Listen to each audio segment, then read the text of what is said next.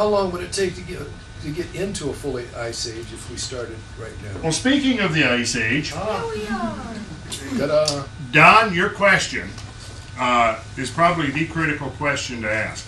What did Don just ask us? How long does it take? How long does it take? Well, in the geological sense, the current time that it takes to make a full transition from an interglacial age, such as we are in now, to a glacial age appears to be instantaneous. 10 years. That's the latest figure I get. 10 years or less, which in the geological sense is takes essentially 1,000 years to get out of one of them. How about day after tomorrow? We've already started with all this. Well, here's what you got to realize. It's like if you come into your house and it's on a cold day and you turn your thermostat up, immediately your furnace goes on, the fan kicks on, but it takes an hour or so, half an hour for your house to actually warm up, depending on the efficiency of your heater. But the switch that turns the whole mechanism on, that sets it in motion, is instantaneous. And that's what you got to understand about the transition from glacial to interglacial ages and back again. The switch is instantaneous. The response time might be a decade or a century or a millennium, but the switch is instantaneous. The only thing you're not saying is it doesn't matter how high you set that thermostat, it's only going to heat as fast as the furnace can heat. That's right.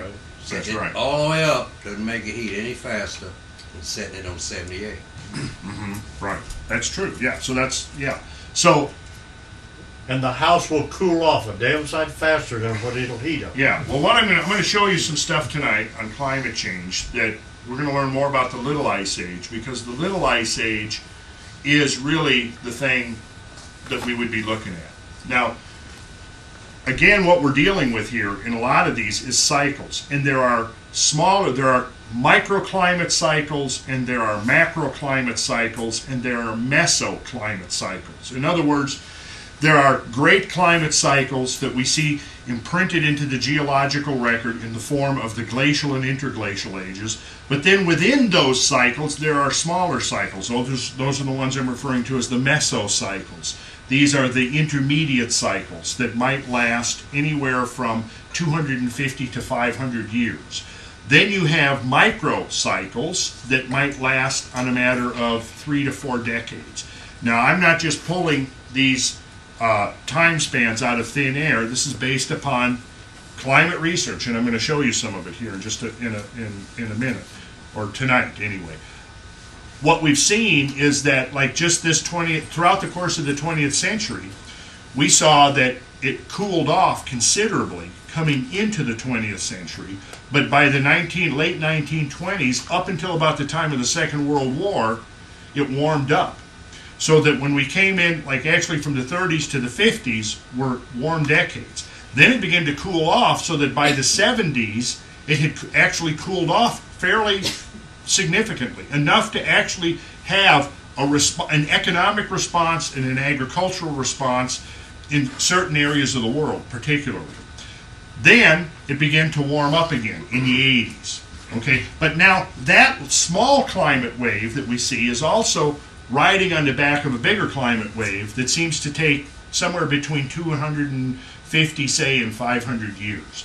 And this has been the cycle that's been alternating between Little Ice Age, medieval warm period before that, the cooling off period that was associated with the Dark Ages, and we can now actually pinpoint almost to the year the inception of the Dark Ages. What was that year? 1320 or 13. No. 535. Earlier. The onset of the Dark Ages coincides with the collapse of the final collapse of the Roman Empire. 400. Be around 400 AD. You're getting closer. About 540 AD. This was when the dendrochronological record shows that there was a global climate event. In fact, there seems to be several the first one occurred in 536.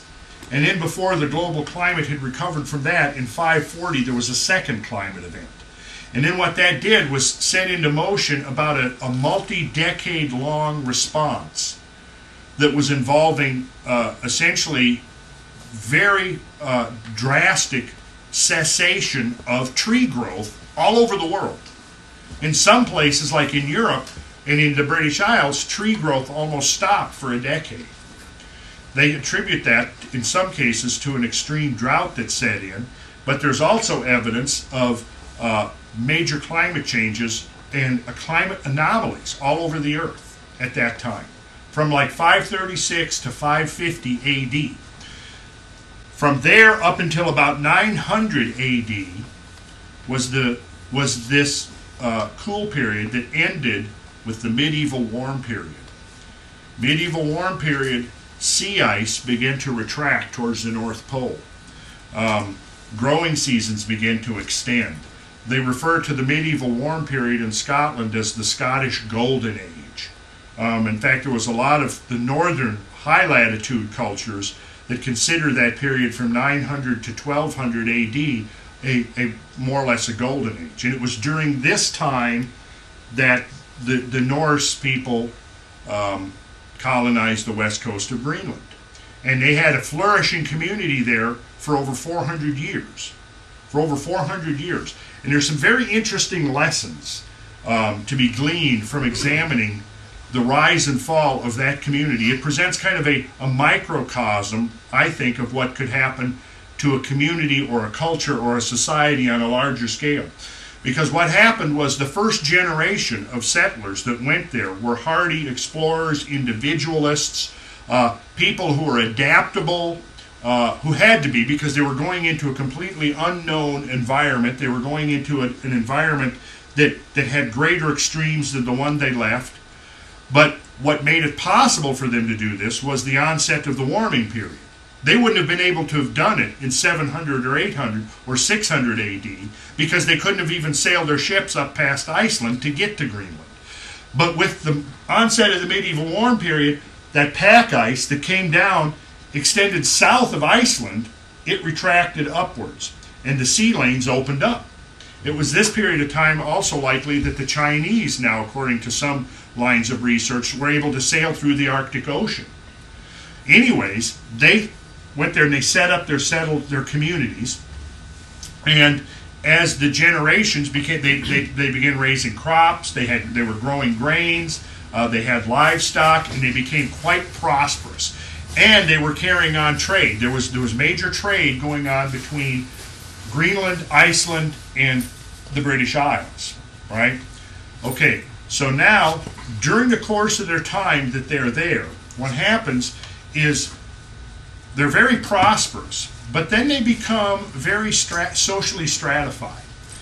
What they do is they become, shall we say, very conservative. They have a hierarchical social structure. They're very class conscious. They become bureaucratically top-heavy. They begin more concerned with the rules and the rituals. They had a heavy theocracy. They became a very theocratic society. As a consequence of that, they created a whole hierarchy of rigid rules that their society lived by.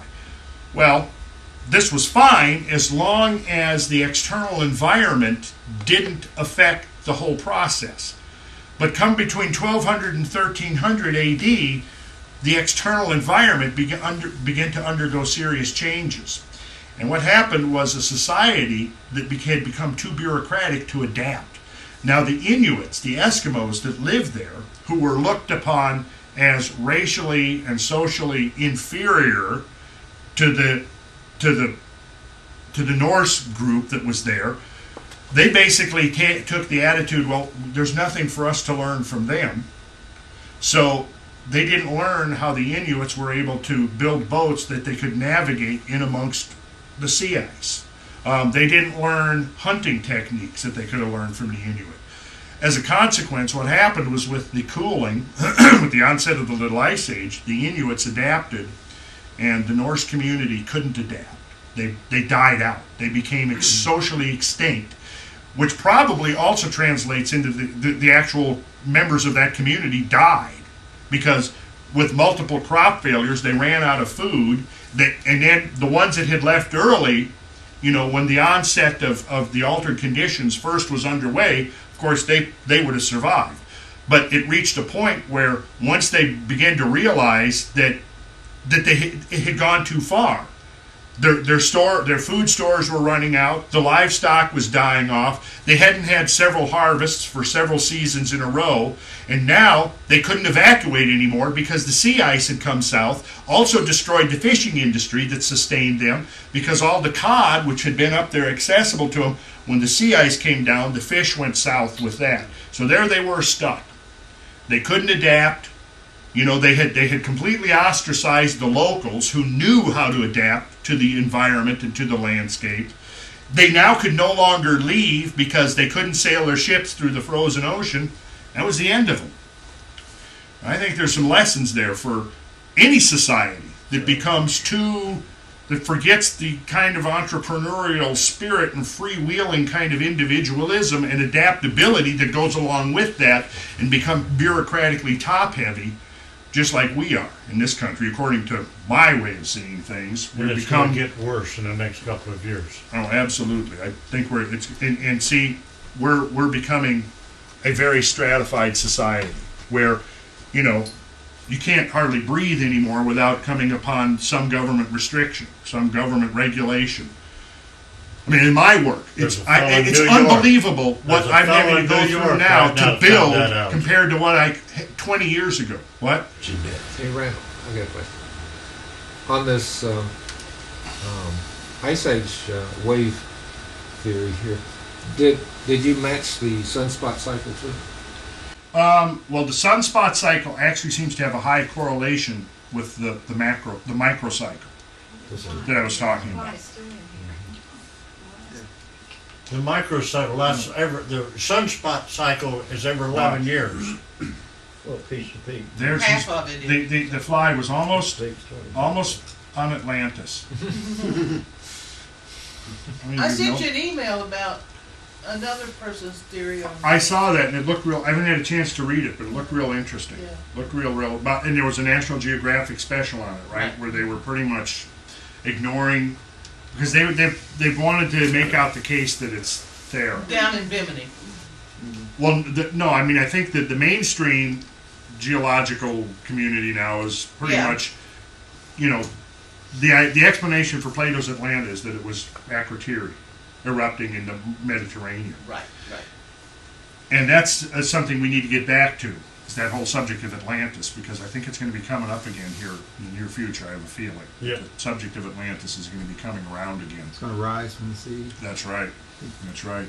Well, I mean, now we know, essentially, I think we've done enough discussion in here about it to understand what the mechanism is that would make the whole question of Atlantis scientifically feasible. And it's this right here. It's this transition in these two alternate modes from interglacial, which, you know, in the ancient model of the Great Year, what we're in now is the summer of the Great Year.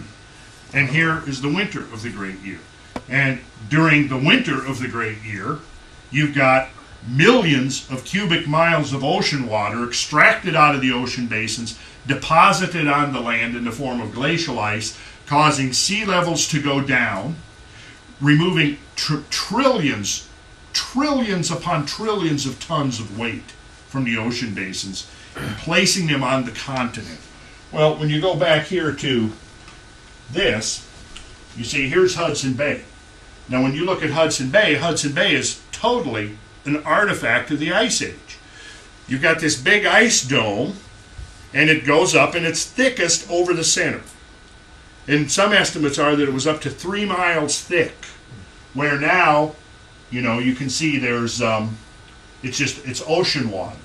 Well, what you're essentially seeing here, if you look at this map, you can see here, this is the bowl, the depression, right here that held the great ice cap. And so when the ice cap melted away, the land under the ice where it was the thickest had been compressed the lowest. Well, 3 miles would give you about 5,000 psi on that land, wouldn't it? 3 miles, more than that. More than 6,000 or 7,000. Yeah, I mean, you're going to have, with the Missoula Lake at 2,000 feet deep, you've got about 930 psi. Yeah. So, yeah, you're looking at thousands of psi easily. Yes, Don. Okay, now, so when you have a great ice age, a lot of the water winds up on the poles. Yes. All right, that ice is, there's no salt in that ice, correct? Correct. Okay, so does the rest of the ocean get saltier? Yes.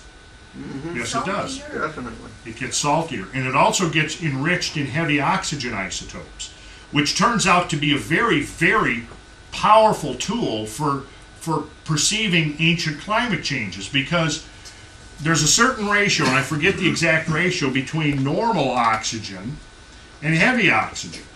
Well, you know that the water forming the ice cap comes down in the form of snow, right? Most of that snow has been evaporated out of the oceans, and in the process of evaporation, the water, the heavy oxygen, the oxygen 18 molecules are preferentially left behind. So as the water gets removed from the ocean, the water that's being evaporated out is lighter than the average in heavy oxygen. The water in the ocean has greater concentration of heavy oxygen. When the creatures that live in the oceans that make their shells out of calcium carbonate, like the Foraminiferas they're called, when they create their shells out of seawater, the exact ratio of heavy to light oxygen that's in the seawater gets incorporated into their shells. So then they die and their remains fall to the bottom. Now, on the other hand, the forams are very useful indicators of climate change because their coiling direction changes between the cold, like a high latitude ocean, and a low latitude ocean. In the warmer ocean, their coiling direction is counterclockwise, and as it gets colder, they begin to change their coiling direction. I wonder why that is. Good question. Why? I don't know the why. What's the factor behind why they change directions with temperature, but they do. So they've been documented, and you can study these forams starting at the equator and go north. And I've forgotten the exact latitude. I need to get this stuff straight, but at a given latitude, the coiling direction changes. But then as they go down through the cores, what they discover is that there will be alternating bands where the forams have changed coiling directions. And along with that change in coiling directions, there's also change in the oxygen isotope ratios that confirm again that the ocean is cooling and warming and cooling and warming. Now additionally, what they're doing is correlating. See, there's ongoing right now, marine geologists are discovering and studying all of the ancient ice age sea levels, which of course were up to 400 feet lower than they now are. There are, all around the world, they are finding these isolated sections of seashore roughly 400 feet below the surface of the ocean. And this was the ocean, this was the coastline of the world during this period. And if you look closely here, you'll see, we could just pick any area. Let's look down here at Florida and Cuba. Look at Florida and the Cuba. How fat it is. Yeah, in fact, you could almost walk from Florida to Cuba. Almost walk. And I don't know, does it show up on here? The Bering land bridge. 90 miles. Yeah, you see right now there's ocean separating Siberia up here from Alaska. This is the Bering Strait that goes right through there. Well, when you go into the Ice Age, look at that. It's all one landmass. That's pretty significant change. I mean, there's one, in fact, one of the most interesting ecozones on the whole planet was this area up in here. In fact, it was one of the most densely populated with animals. There's no more Aleutian Islands. It's just the islands are basically seashore mountains. Yeah. It's all filled in. Take a look at Africa. They're at the entrance to the Mediterranean, Here. and how much that's changed in there Yeah, we can go. with the lower ice ages. Yeah, it's hard to tell on here. I need to colorize this one. See, I took a black and white and I colorized this just to make the features stand out clearer. Plus, I also added some stuff that How wasn't come on the the southern original. hemisphere doesn't have all these ice caps though? Well, you don't see this. You see, what you're saying, Wick. Now, interestingly, if you take the center of this ice mass right here, which is there, you know, well, the Laurentide, the center is right there. And, okay, the Greenland ice sheet was its own separate ice sheet. Yeah. Then, when you had the Ice Age began, there was the Cordilleran ice sheet that was over here, and then this was the Laurentide ice sheet. There was actually 3 separate ice masses that began to grow, and at the very end of the thing, or at the peak of the Ice Age, which was between 15 and 18,000 years ago, those 3 ice masses coalesced into a single ice mass.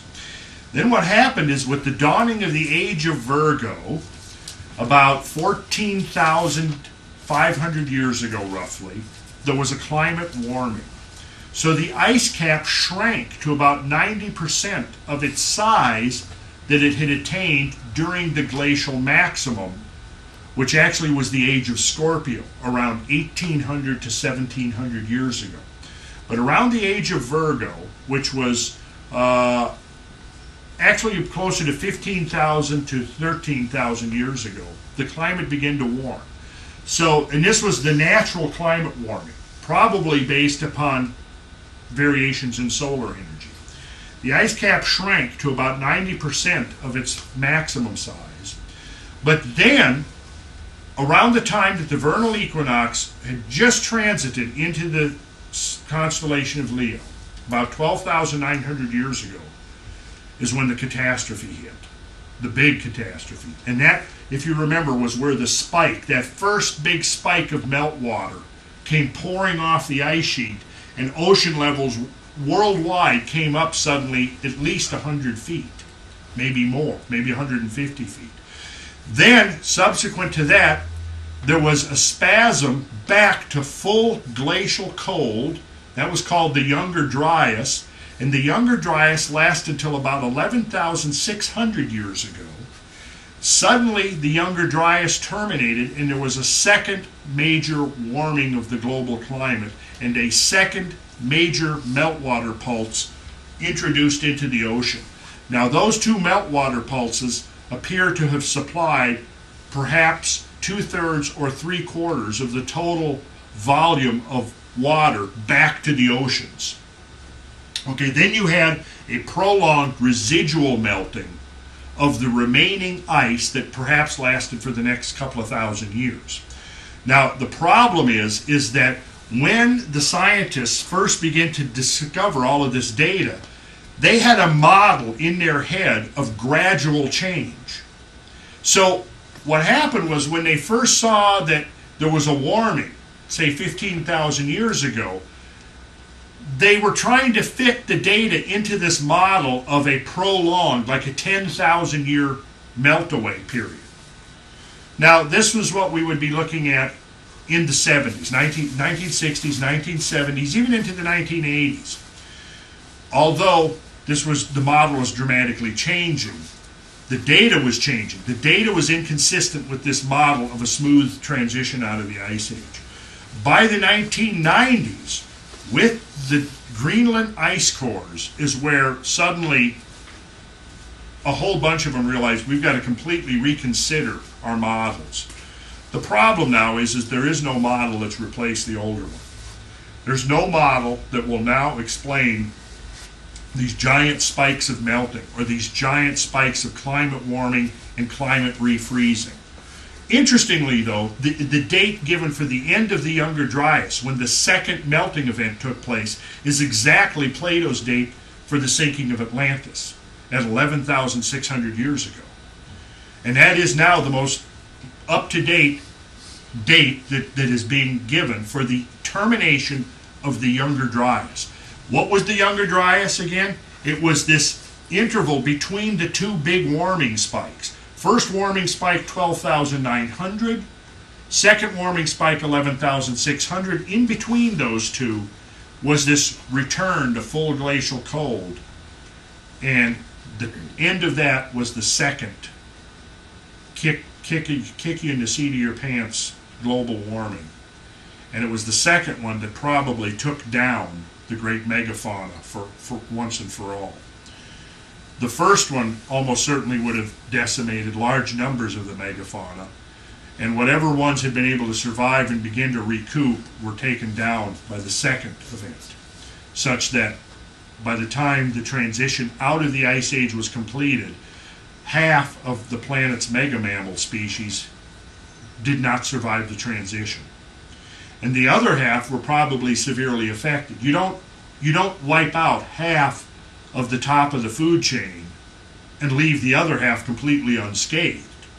If you're wiping out half of the top of the food chain, the other half of it that remains had to have been drastically affected. But they had a recovery time of probably a millennium or two, so that by the time the Ice Age was over, the species that survived, which are the species here today, when you take a census of the extant species of large animals, and the list includes all animals more than 100 pounds roughly in body weight. We could take the number, and if you want to make a census of every continent on Earth today and make a census, what you'll discover is there's about 150 roughly animal species whose average body weight is greater than 100 pounds. And these are considered to be the large mammals, mega-mammals, if you want to consider them. At the end of the last Ice Age, there was 130 roughly species of mega-mammal more than there is now. So you almost cut in half the number of species that occupied the top of the food chain during this transition out of the last Ice Age. And to me, there's no more effective barometer of the severity of those changes than looking at how severely, the number of species is affected. Now, how far back do we have to go to find an extinction event equivalent to the one of 12,000 years ago? Anybody know? The Yucatan crater. No. You've completely got it. There was Dinosaurs is several orders of magnitude. In the dinosaurs, we're talking about 3/4 of all species on Earth.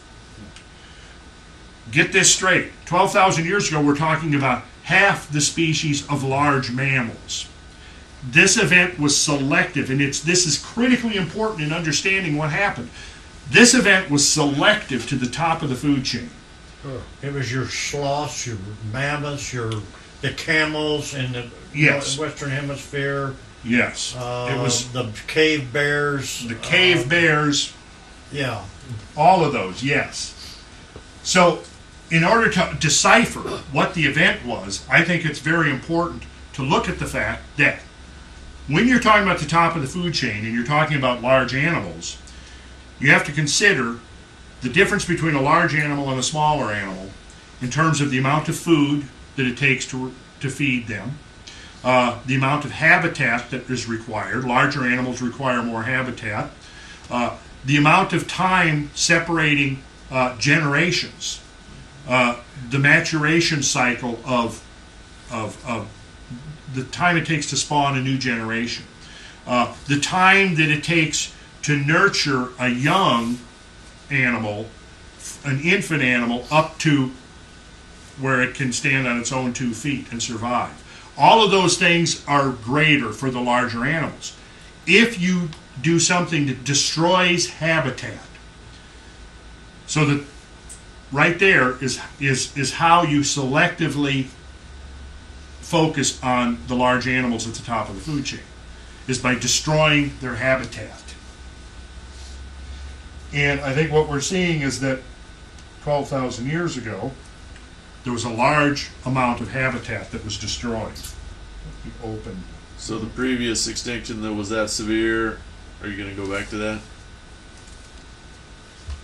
Oh, thank you for keeping me on track. To go back to find an extinction event at least as severe as the one of 12,000 years ago, you have to go back at least 3 million years. KT battery?